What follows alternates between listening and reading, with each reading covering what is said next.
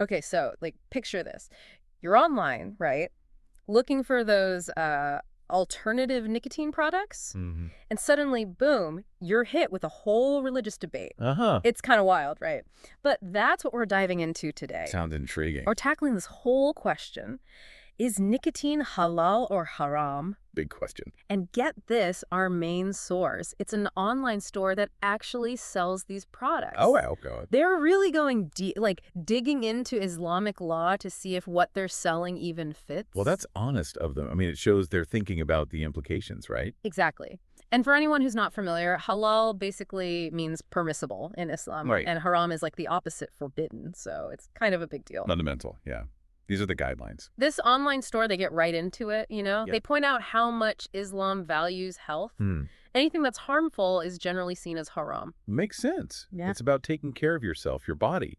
That's a gift from God, right? Yeah. Harming that, well, that goes against the whole principle. So smoking, with all those health risks, often considered haram. But then it's like, hold on, It gets trickier. what about nicotine, but like consumed another way? The nuances emerge. And that's where the online store gets interesting. Okay, I'm listening. They're like, hey, our products, like these nicotine pouches, they're not smoked. Okay. No inhaling smoke, no damage to your lungs like with cigarettes. Interesting. So they're making a distinction. Yeah. And they even suggest that these products could help people quit smoking, which, I mean, Which could be seen as a positive, right? They From a think- health perspective. totally. So it's like, is it the nicotine itself that's the issue?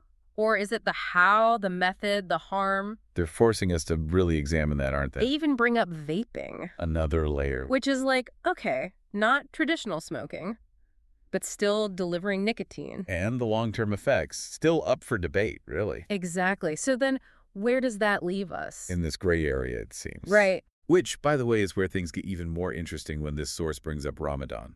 Oh, tell me more. They ask, does vaping mess with the whole point of fasting, even if you're not eating or drinking? Whoa. It really makes you think. It really does. About intention, Mhm. the why behind the actions. Exactly. And it shows how these questions about halal and haram, they're not always so simple. Not at all. It's rarely black and white, isn't it? Okay, but let's switch gears a bit. This online store, they seem to know their stuff when it comes to snus. Snus, okay. Yeah, have you heard of it? I have. But I'm sure some listeners might be like, snus, what's that? True. Think of it as this smokeless tobacco. Popular in some places, like Scandinavia, they use it instead of cigarettes. Okay, You tuck it under your lip, and it releases nicotine. got it. But here's where it takes another turn. I'm sensing a but coming. The store's super specific, and they point out how right now, like the Islamic rulings, they don't say nicotine pouches are haram. Okay, But snus, on the other hand, that's generally considered forbidden. fascinating. So there's a distinction being made there. Right. And to add to it, they mention how nicotine pouches, they're top sellers in places like the UAE, which maybe hints at more acceptance there. It does make you wonder. So clearly a difference is being made somewhere. Yeah, and it might come down to the tobacco in snus. Ah, okay. Islamic scholars see tobacco as harmful, and it seems like since snus has it, that's a deciding factor. Interesting. So nicotine pouches, often tobacco-free. That might be the key difference there. Which leads us to some brands you might recognize. Velo, Zyn. Big names, right? I've heard of them, yeah. Nicotine pouch world. And our source really dives into why these might be considered halal. This is getting very specific. I like it. They say these brands use synthetic nicotine, so no actual tobacco leaves. Plus, they've got those low and mini portion options. Interesting. Almost like they're trying to minimize any potential harm, walking that line. Right. Definitely seems like they're trying to appeal to a market that's really conscious of these distinctions. Smart business, if nothing else. And here's the kicker. The website lists the top sellers among their Muslim customers, and, well, Datum aren't surprising, like Velo Crispy Peppermint. Sounds refreshing. Right. But then there's Siberia Snus, Yeah. specifically the all-white kind. And it's like, wait a minute. Hold on. I thought snus was generally a no-go. Exactly. So how does that fit? Like a curveball. Right. Well, I've noticed a trend. You see these white snus varieties popping up. Really? Yeah.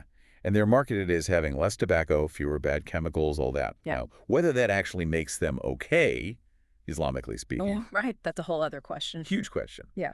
But it does show that even with guidelines, there's room for, I don't know, interpretation, adaptation as new products pop up. It's like people want to find ways to enjoy these things, but still, stay true to what they believe. Finding that balance is Yeah. something we see across the board, I think, in different ways. Totally. And it ties back to a really important principle in Islam quitting harmful stuff, which this online store, they bring this up too, surprisingly. Oh, wow. Interesting. Yeah, they connect it to this idea of personal discipline, which is huge in the faith.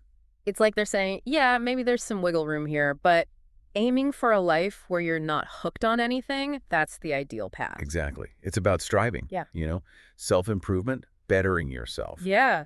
That resonates no matter what your background is. Absolutely. It really makes you think, like we're talking about whiteness and if it fits. But what about those companies offering low and mini portions? Right. Is that like them trying to cater to this whole market? Or just, smart business in general? It's a really good question. It makes you wonder, are they tweaking things for a certain group of people? Yeah. Or is it just them being savvy, realizing, hey, people want options, let's give it to them? Exactly. The source doesn't outright say we made these specifically for Muslims. Right. But just them pointing those options out. It says something, doesn't it? Totally. Yeah. It kind of makes you wonder, are we going to see more of this down the line? Companies thinking about not just what sells, but what, fits with people's beliefs. It's possible, right? I mean, the world's getting smaller, markets are global, people are more vocal about what they believe in. Right. So businesses, they might have to navigate this more and more, this whole ethics and religion angle. Totally. It's not enough to just have a product anymore. You got to think about the impact, how it's seen. Does it clash with what people hold dear? It's like knowing your customer just got way more complicated. And then really exploring where nicotine fits in with Islam. It's kind of brave, right? Putting it all out there, even if it means maybe losing some customers. Totally. They could have just listed their products and called it a day. Exactly. But by getting into this whole halal haram debate, they're being transparent. And honestly, Yeah. maybe even starting a conversation within their own community, Right, like they're acknowledging that some people might be struggling with this, wanting to enjoy these products, but also wanting to stay true to their faith. That struggle, that's where it gets really interesting. It's not always about right or wrong, but about understanding the shades of gray and then making a choice you feel good about. Right. And this store, on purpose or not, they're kind of helping people do that just by putting it all out there. They're like the bridge, almost, between these new products and traditions that are centuries old. Yeah, exactly. And that's important. There's so much information out there now. It's easy to feel lost. Oh, totally. So having a source you trust, even if it's, an online shop selling nicotine, it matters. It's like finding those surprising sources of wisdom. Yeah. You stumble across a website and it's not just selling you something, it's making you think about what you believe. Exactly. And that, to me, that's what's so cool about these deep dives. We started with, is nicotine halal or haram? Simple, right? But look where we are now. It's this whole web of culture, religion, ethics. It's true. We've talked about personal responsibility, how faith changes, how businesses fit into all of this. It's a lot. And through it all, we see how something as personal as your religion, it's connected to something as everyday as shopping online. Who knew? It's all connected. Yeah. And that's faith, right? It's not just for Friday prayers. It's in everything. Yeah. What you eat, what you put in your body, it all paints the bigger picture. And this online store, by even asking these questions, they're acknowledging that. They're like, we see you, we hear you, let's talk about this. Powerful stuff. It reminds me, even in the business world, there's space for real talk, for looking inward and figuring out what values really drive us. It's a good reminder that sometimes the most unexpected places lead to the most insightful conversations. 100%. And digging into this source, it's obvious, this store, they're not just selling, they're offering a way to see things. They want their customers to think for themselves, approach this with, some thoughtfulness. Yeah, it's a valuable thing they're doing no matter where you stand on the whole nicotine thing. Totally. It's about being open, talking, realizing there's not always one right answer. Exactly. And that's key, especially when we're talking about something as diverse as the Muslim community. Oh, right. There isn't one single stance on this, just like there are so many ways to understand Islamic law. So true. It's not about finding that one answer. It's more about how we think about these questions with knowledge and, respect. Right. And you know what? This online store, they even suggest something pretty cool. Yeah. What's that? They tell their customers, hey, talk to a scholar. Seek guidance from someone you trust in your community. It's about putting the power back in the individual's hands. Yeah. Exactly. You get to make the choice that feels right for you, for your faith. And I think that's really powerful. It's almost like they're saying, look, we're not here to preach. We're here to give you the tools. You decide what feels right. Exactly. It's refreshing, In a Yeah. world where everyone's yelling, my way or the highway. It's like, hey, think for yourself. We trust you. Absolutely.